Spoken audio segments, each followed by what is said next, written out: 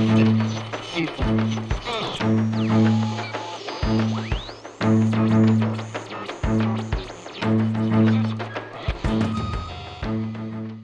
dernier procès se termine contre Sciences sans avenir. Non, Sciences et Avenir va se terminer au mois de décembre. Voilà, parce qu'ils ont fait tout un article sur les sectes rentrent à l'hôpital. Et je suis nommément citée. Toute l'histoire de mon procès est racontée dedans. Et ils ont même publié in extenso ma condamnation. Donc quand on est une revue qui se dit scientifique et d'avenir, bon voilà. Mais je veux pas en parler parce que ça présente aucun intérêt. C'est pas la peine de leur donner de la force. Voilà. C'est sûr qu'on préférerait parler de choses positives, mais malheureusement ils nous mettent des bâtons dans la rue ou les gros coquins comme on dit, et puis publicité, ils nous font de la publicité. Donc moi je préfère toujours voir la bouteille pleine plutôt que la bouteille vide. Donc voilà, je crois qu'effectivement le procès Beaumont, ça a fait parler beaucoup de Cocopelli et c'est une très bonne chose parce que tout le monde a le droit de vivre et puis cette législation stupide qui interdit d'avoir des graines et de transmettre des graines vivantes, c'est aberrant, quoi. Surtout moi qui suis médecin, pour moi la vie c'est fondamental et que quand il n'y a plus de vie, on est mort, quoi. Donc pour moi je peux pas, j'accepte pas, quoi. Alors parlons des mon éthique. D'accord. Alors parlons des choses positives, parlons des graines. Aujourd'hui Cocopelli c'est un catalogue de combien d'espèces Monsieur Josselin. 2200 variétés. 2200, ah oui, c'est monumental. Sans parler de la collection et de tout ce qui existe à côté. Donc on a une proposition de 2200 en gamme boutique, donc commercialisée, qu'on offre aux adhérents ou non-adhérents. Alors donc le salon Marjolaine, vous êtes des habitués de ce salon. C'est l'occasion pour vous de revoir des amis militants, écologistes. Entre autres, et puis de voir beaucoup de gens non seulement qui reviennent, mais aussi beaucoup de nouveaux. Beaucoup de nouveaux parce qu'il y a quand même beaucoup de personnes qui défilent, puisque Paris est quand même quantitativement parlant assez nombreux au niveau de la population, ce qui fait qu'automatiquement il y a beaucoup de gens qui viennent nous voir. D'accord. Alors, on a parlé de la publication Sciences et Avenir. J'ai vu qu'il y avait un procès que vous avez gagné récemment. Disons qu'on est en bonne voie par rapport à un procès en cour d'appel à Nancy où M. Beaumont n'a pas obtenu ce qu'il pensait obtenir, à savoir dans un premier temps 100 000 € de dommages et intérêts et aussi surtout cessation des activités de Cocopelli, donc arrêt et suppression d'activités et suppression de l'association. Oui, c'est complètement fou. On attend. Ah oui, c'est complètement fou. Donc l'audience c'était en septembre où elle était plutôt en votre faveur. Et la prochaine audience alors? Donc on attend, on n'a pas les dates, mais l'audience précédente, donc le 9 septembre 2009, et c'est un juge qui a été adombré à mon avis par l'Esprit Saint et par le jardinage, donc par Saint-Fiacre, et qui a vu un peu plus clair que les autres et qui nous permet de continuer à exister. Oui, tout n'est pas pourri dans le Royaume de France, heureusement. Non, je pense en plus de ça, l'éveil des consciences, c'est vraiment quelque chose qui est en train de lever, de croître.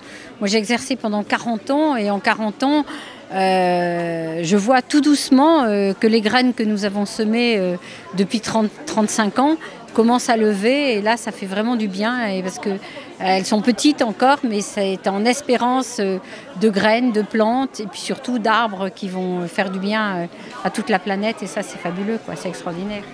Oui, finalement, moi je suis assez d'accord avec ce que vous venez de dire. Je pense que le réveil des consciences, il est exponentiel et qu'on est dans une phase d'accélération. Finalement, il n'y a plus que le politique qui ne suit plus, parce que le peuple, il est déjà largement réveillé sur toutes ces questions. On espère réveiller, donc éveiller, réveiller, pour qu'il y ait un éveil de conscience, mais c'est vrai qu'il y a encore du travail à faire, que toute la société Pouskadi, qui est encore actuelle, n'est pas venue nous voir, on n'est pas près d'être à Pôle emploi, quoi.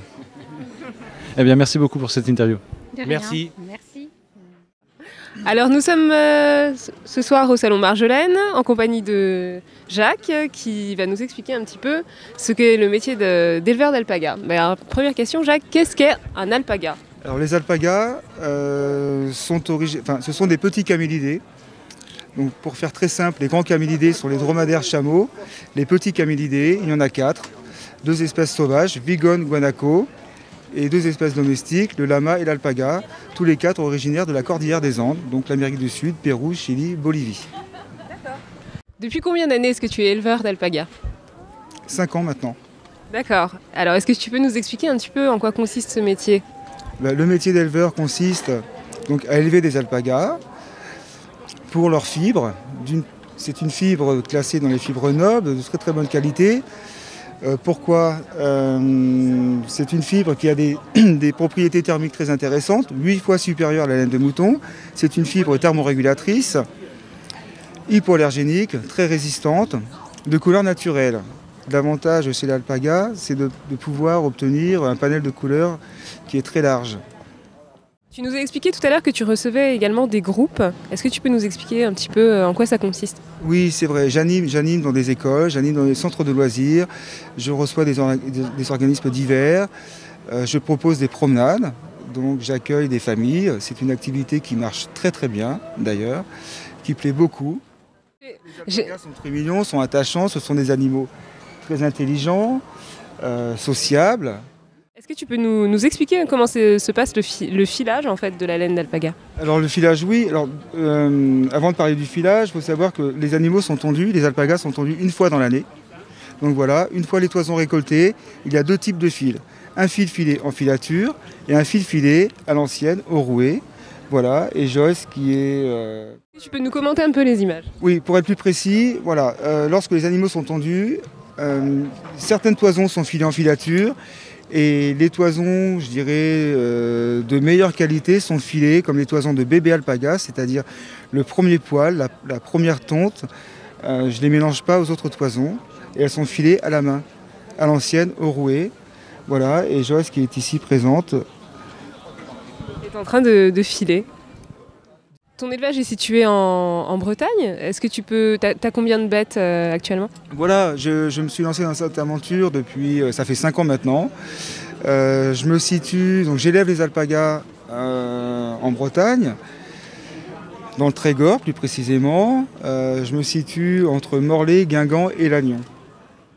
Et j'ai un commerce à Lannion, dans le centre-ville de Lannion, 5 rue des Chapeliers. Un alpaga, ça vit combien d'années environ? À peu près environ une vingtaine d'années, 20-25 ans. T'as mis bas des petits bébés alpagas également? Oui, ça m'est arrivé. D'ailleurs, le petit cria, le dernier cria né de cet été, avait des problèmes à la mise bas. Enfin, la mère avait des problèmes à la mise bas. Et effectivement, je suis arrivé à temps. Et ça s'est très bien passé. Il a fallu que je repositionne donc le cria, surtout les pattes, et la sortir et la poser sur le sol. Effectivement, elle était très faible, donc il a fallu que je traie la mère et que je donne du colostrum rapidement aux petits, plusieurs fois dans la journée.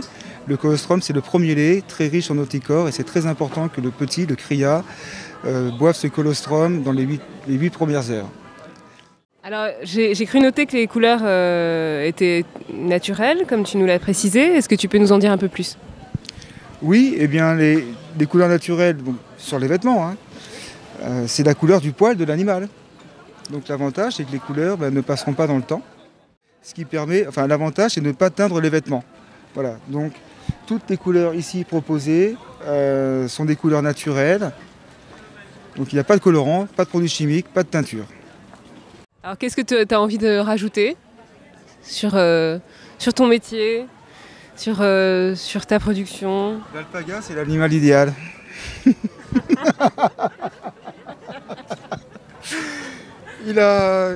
C'est un animal qui a que des avantages. Voilà, il est doux, il est gentil, il est sociable, il entretient les prairies sans abîmer, il ne s'attaque pas aux écorces des arbres. Ça, c'est très important. Je pense, c'est le seul, à ma connaissance, le seul herbivore qui ne détériore pas ni les sols, qui n'esquinte pas, qui ne s'attaque pas aux écorces des arbres, contrairement à... Voilà. Et écologique. C'est un animal très écologique. Il dégage peu de gaz à effet de serre, puisqu'il mange peu. D'accord. Eh bien, écoute, merci beaucoup pour cette interview. Et on se retrouve l'année prochaine au Salon Marjolaine. Avec plaisir. Merci beaucoup, Jacques. Merci. Chers internautes, bonjour. Nous sommes aujourd'hui en compagnie de Pierre Rossard. Bonjour Pierre. Bonjour. Alors vous êtes tourneur sur bois, vous travaillez le bois, vous fabriquez notamment des bols, des objets, des récipients. Est-ce que vous pourriez nous expliquer depuis combien de temps vous faites cette activité et comment vous est venue l'idée de devenir tourneur sur bois? Alors en fait c'est une reconversion qui date depuis donc 2007. Auparavant, pendant une période de 18, presque 20 années, je fabriquais des crayons en branches, à partir de branches d'arbres, donc de noisetiers, d'osiers, d'érables, peupliers, différentes essences. Donc c'est une fabrication artisanale donc de crayons de couleur à partir de branches. Donc j'étais dans la branche. Et 18 années, presque 20 années donc, de fabrication de crayons, c'était de la production. Donc il y a eu toute la partie création de la gamme. Et après, donc, ça a été un travail de production, donc très répétitif, quoi. Donc plus de part de... Enfin, au niveau création, il y a toujours la possibilité de créer dans le domaine de la couleur des crayons, mais envie de passer à autre chose. Donc, je suis resté donc dans le bois, mais du coup c'était plus les branches, c'était à partir du tronc. Donc voilà, c'est devenu le travail du bois. Et avec un outil donc, qu'on appelle le tour à bois. Donc, depuis, donc, je fais en reconversion donc, du tournage sur bois. Alors vous êtes installé dans le Tarn. Et donc quelles sont les essences favorites sur lesquelles de prédilection que vous travaillez alors du coup? Il y a une grande diversité en fait, puisque c'est une région où il y a pas mal de soleil et qui est très tempérée entre deux mers. Donc on va trouver énormément d'essences différentes, aussi bien dans les résineux que dans les feuillus. Et ce sont des régions donc aussi très riches en forêt justement, donc il y a une grande diversité et une densité de bois assez qui permettent justement d'accéder à... Dans les essences que je travaille, je vais travailler jusqu'à une vingtaine d'essences différentes. Oui, quand même, d'accord. Et ce que vous m'expliquiez l'autre fois, c'est qu'une même espèce d'arbre, en fait, en fonction de l'endroit même où elle pousse, si c'est près de la rivière, si c'est sur une colline, etc., selon le sol et selon le terroir, on aboutissait à des couleurs et à des textures d'arbres complètement différentes. Oui, tout à fait. L'arbre se nourrit, c'est un être vivant, donc il se nourrit du sol, donc de tout ce que contient les sols. Et il y a une grande diversité de sols aussi dans notre région. On va trouver des plaines du côté de Montauban, du Causse, plus en remontant sur le Lot, donc des terrains plus calcaires, donc des terrains argileux, des terrains calcaires. Et la nature du sol va influer directement sur la pigmentation des bois, donc va amener des couleurs différentes. Est-ce que vous pourriez nous montrer justement là, sur une même espèce et différentes couleurs qu'elle peut donner, si vous avez des objets sur le stand? On le voit bien sur les frênes et les noyers. Donc il y a des noyers qui ont un aspect beaucoup plus clair. Enfin, on connaît habituellement plutôt le noyer, son aspect très très foncé, qu'on peut voir aussi sur le cœur. Donc certains noyers qui vont pousser au bord des rivières ou dans des terrains très très humides auront un cœur, donc auront cette partie qui est très très foncée habituellement, très réduite. Et l'autre partie du tronc sera beaucoup plus claire.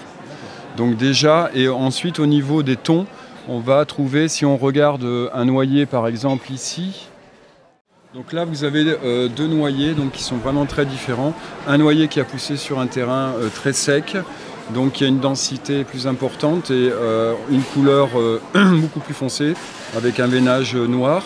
Et un noyer qui a poussé au bord de l'Aveyron, de la rivière de l'Aveyron, qui est très très clair, avec des aspects un peu des tons plus gris.